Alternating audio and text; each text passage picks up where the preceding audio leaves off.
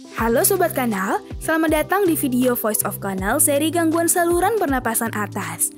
Serial ini akan dibagi menjadi 2 video, gangguan pada faring di bagian pertama dan gangguan pada laring di bagian kedua.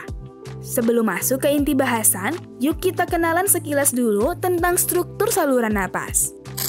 Berdasarkan lokasinya, saluran pernapasan dibagi menjadi bagian atas dan bawah.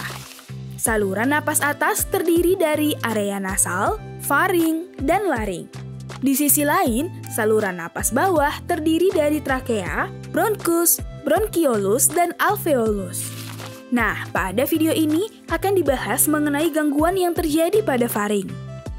Faring adalah bagian dari saluran pernapasan yang terletak di belakang rongga hidung dan mulut. Struktur ini memiliki peran penting dalam proses menelan dan berfungsi sebagai saluran yang menghubungkan rongga mulut dan hidung dengan esofagus atau saluran makanan dan laring atau saluran napas. Berdasarkan lokasinya, faring dibagi menjadi 3 bagian utama. Nasofaring, yaitu area di belakang hidung, orofaring, area sekitar mulut, hipofaring, area di bawah mulut hingga pangkal lidah, dan laringofaring. Setelah ini, kita akan membahas secara ringkas mengenai 5 gangguan yang dapat terjadi pada faring. Pertama, hipertrofi adenoid merupakan pembesaran adenoid yang merupakan massa jaringan limfoid. Pembesaran ini dapat menyebabkan penyumbatan jalan napas sehingga menimbulkan gejala klinis seperti mengorok, bernapas melalui mulut, feses adenoid, dan deformitas orofasial. Terapi dapat dilakukan melalui obat-obatan maupun pembedahan. 2.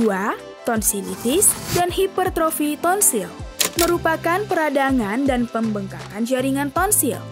Area yang meradang ini bisa menjadi tempat berkumpulnya sel-sel epitel mati, leukosit, dan bakteri patogen.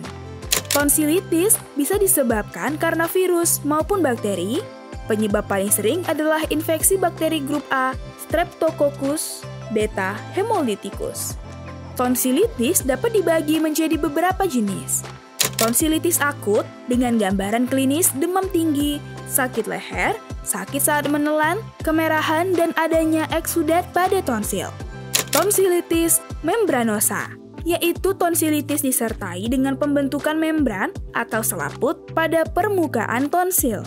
Bisa terjadi pada tonsilitis difteri, tonsilitis septik, angina Plaut-Vincent, penyakit kelainan darah, tuberkulosis, infeksi jamur, dan infeksi virus. Tonsilitis kronis dengan ciri khas riwayat infeksi berulang, ada jaringan parut, detritus, muara kripta melebar, dan limfadenopati leher. Faktor predisposisi dari tonsilitis adalah paparan berkepanjangan dari rokok, higien mulut yang buruk, cuaca, kelelahan fisik, makanan tertentu, serta pengobatan tonsilitis yang tidak adekuat. Tonsilitis pada dasarnya merupakan self-limiting disease atau penyakit yang dapat sembuh sendiri, terutama jika pasien memiliki daya tahan tubuh yang baik. Pengobatan suportif dapat dilakukan dengan tirah baring, asupan cairan yang cukup, dan diet ringan. Sementara pemberian obat bisa diperlukan antibiotik, anti nyeri, serta obat kumur.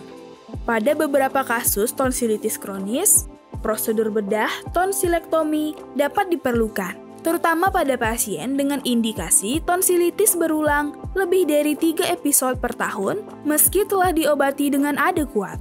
Apabila tidak dapat teratasi, tonsilitis bisa menimbulkan komplikasi ke daerah sekitarnya, seperti rinitis kronis, sinusitis, dan otitis media. Jika infeksi masuk ke sirkulasi, komplikasi lanjutan seperti demam rematik, endo atau mio atau perikarditis, glomerulonefritis akut, dan nefritis bisa terjadi. Hipertrofi tonsil atau pembesaran jaringan tonsil dapat dikarenakan perkembangan normal jaringan limfoid tonsil yang tidak sebanding dengan ukuran ruangan di mana organ tersebut berada, dan dapat pula dikarenakan proses peradangan yang berulang sehingga menyebabkan terjadinya perubahan struktur jaringan tonsil. Salah satu kasus tonsilitis yang dapat menimbulkan gangguan sumbatan jalan nafas atas selain sebagaimana disebut di atas juga adalah kasus tonsilitis difteri. Tonsilitis difteri disebabkan oleh Corynebacterium diphtheriae dan dapat dicegah dengan melakukan imunisasi. Ketiga, abses peritonsilar merupakan kumpulan nanah di ruang antara tonsil dan dinding tenggorokan atau ruang peritonsilar. Hal ini disebabkan oleh infeksi bakteri.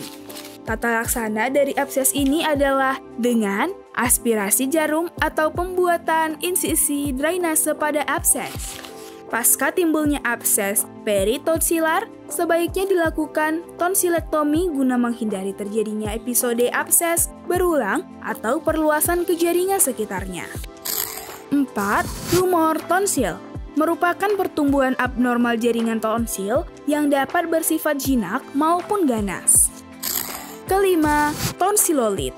Tonsilolit juga dikenal sebagai tonsil stone atau batu amandel yang merupakan pembentukan massa kecil dan keras atau batu di lipatan tonsil yang bisa terjadi karena penumpukan berbagai zat seperti makanan, bakteri, sel-sel mati, dan lendir yang mengeras. Sampai di sini tentunya Sobat Kanal sudah paham mengenai gangguan apa saja yang dapat terjadi pada faring. Kira-kira apa saja ya penyakit lain yang bisa terjadi di saluran napas atas? Yuk, tulis di kolom komentar tentang penyakit yang kamu ketahui. Pantau terus channel YouTube Kanal Pengetahuan, karena di bagian kedua nanti kita akan belajar lebih lanjut tentang gangguan pada laring. Jika Sobat Kanal merasa video ini bermanfaat, jangan lupa untuk subscribe dan bagikan video ini agar lebih banyak lagi masyarakat yang mendapatkan manfaatnya. Stay tune untuk edukasi kesehatan menarik lainnya.